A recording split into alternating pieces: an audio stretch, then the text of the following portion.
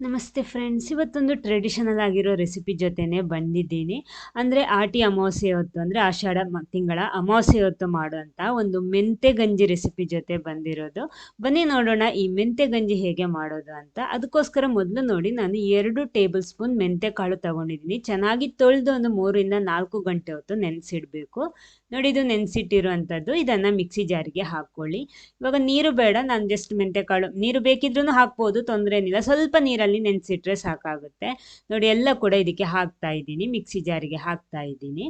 ಇದರ ಜೊತೆ ನಾನು 1 ಟೀ ಸ್ಪೂನ್ನಷ್ಟು ಜೀರಿಗೆ ಕೂಡ ಸೇರಿಸ್ತಾ ಇದ್ದೀನಿ. ಇದೆರಡನ್ನ ಕೂಡ ಹುಡಿ ಮಾಡ್ಕೋಬೇಕು. ನೋಡಿ, ಜಸ್ಟ್ ಹುಡಿ ಮಾಡಿ ತರ್ತೀನಿ. ನೋಡಿ, ಈ ರೀತಿ, ಅಂದರೆ ಫೈನ್ ಆಗಿ ಬೇಡ, ಈ ರೀತಿ ಮಾಡಿಕೊಂಡ್ರೆ ಸಾಕು, ಪೇಸ್ಟ್ ಥರ. ಆಮೇಲೆ ಅಕ್ಕಿ 3/4 ಕಪ್ ಅಕ್ಕಿ ತಗೊಂಡಿದ್ದೀನಿ. ಅದನ್ನು ಚೆನ್ನಾಗಿ ತೊಳೆದು ರೆಡಿ ಮಾಡಬೇಕು. ನೆಕ್ಸ್ಟ್ ನೋಡಿ, ನಾನಿಲ್ಲಿ ತೆಂಗಿನಕಾಯಿ ಹಾಲು ರೆಡಿ ಮಾಡಿಟ್ಟಿದ್ದೀನಿ. ಇದು ಒಂದು ಸ್ವಲ್ಪ ನೀರು ಹಾಲು, ನೀರೆಲ್ಲ ಹಾಕ್ಕೊಂಡು ರುಬ್ಬಿಟ್ಟಿರೋದು. ಇದು ದಪ್ಪ ಹಾಲು, ಎರಡು ಕೂಡ ಬೇಕು ನಮಗೆ. ಅಳತೆ ನಾನು ಆಮೇಲೆ ಹೇಳ್ತೀನಿ. ನೋಡಿ, ಈ ರೀತಿ ಇದೆ. ಇದನ್ನು ಸೈಡಲ್ಲಿ ಇಟ್ಕೊಳ್ಳಿ. ಅಕ್ಕಿ ನಾನು ಚೆನ್ನಾಗಿ ತೊಳೆದು ತಂದಿದ್ದೀನಿ. ನಾನಿಲ್ಲಿ ಸೋನಾ ಮಸೂರಿ ಅಕ್ಕಿ ತಗೊಂಡಿರೋದು. ಅದರ ಜೊತೆ ನಾವಿಲ್ಲಿ ರುಬ್ಬಿಟ್ಟಿರುವಂತಹ ಮೆಂತೆ ಕಾಳಿನ ಪೇಸ್ಟ್ ಕೂಡ ಹಾಕ್ಕೊಂಡಿದ್ದೀನಿ. ಇನ್ನು ಮಿಕ್ಸ್ ಮಾಡ್ಕೋಬೇಕು. ಮೊದಲು ನೋಡಿ, ತೆಂಗಿನಕಾಯಿ ಹಾಲು, ಆ ಸೆಕೆಂಡ್ ಹಾಲು ಇದೆಯಲ್ವಾ, ಅದನ್ನು ಹಾಕ್ಕೊಂಡಿರೋದು. 3 ಕಪ್ ಹಾಲು ಹಾಕೋತಾ ಇದ್ದೀನಿ ಇದಕ್ಕೆ. ಮೊದಲು 2 ಕಪ್ ಹಾಕ್ಕೊಂಡ್ಬಿಟ್ಟು ಮೊದಲು ಚೆನ್ನಾಗಿ ಮಿಕ್ಸ್ ಮಾಡ್ಕೊಳ್ಳಿ. ನೋಡಿ, ಈ ರೀತಿ ಎರಡು ಕೂಡ ಮಿಕ್ಸ್ ಆಗಬೇಕು. ಆಮೇಲೆ ಪುನಃ 1 ಕಪ್ ಹಾಲು, ರುಚಿಗೆ ತಕ್ಕಷ್ಟು ಉಪ್ಪು ಹಾಕ್ಕೊಂಡ್ಬಿಟ್ಟು ಕುಕ್ಕರಲ್ಲಿ 4 ವಿಸಿಲ್ ತನಕ ಬೇಯಿಸ್ತೀನಿ. ನೋಡಿ, ಅಂದರೆ ಅದು ಅನ್ನ, ನಾರ್ಮಲ್ ಅನ್ನ ಮಾಡೋ ರೀತಿ ಅಲ್ಲ, ಸ್ವಲ್ಪ ಜಾಸ್ತಿಯೇ ಬೇಯಬೇಕು. ನೋಡಿ, ಕರೆಕ್ಟಾಗಿ ಬೆಂದಿದೆ ಅಲ್ವಾ ಇವಾಗ.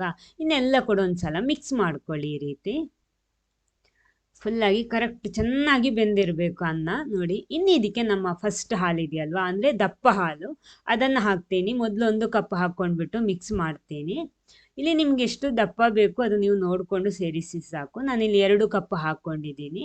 ಹಾಕ್ಕೊಂಡ್ಬಿಟ್ಟು ಇನ್ನು ಸ್ಟವ್ ಆನ್ ಮಾಡ್ಬೋದು. ನಿಮಗೆ ಜಾಸ್ತಿ ಕುದಿಸೋದು ಬೇಡ, ಲೈಟಾಗಿ ಕುದಿಸಿದರೆ ಸಾಕು. ನೋಡಿ, ಸ್ಟವ್ ಆನ್ ಮಾಡ್ಕೊಂಡಿದ್ದೀನಿ.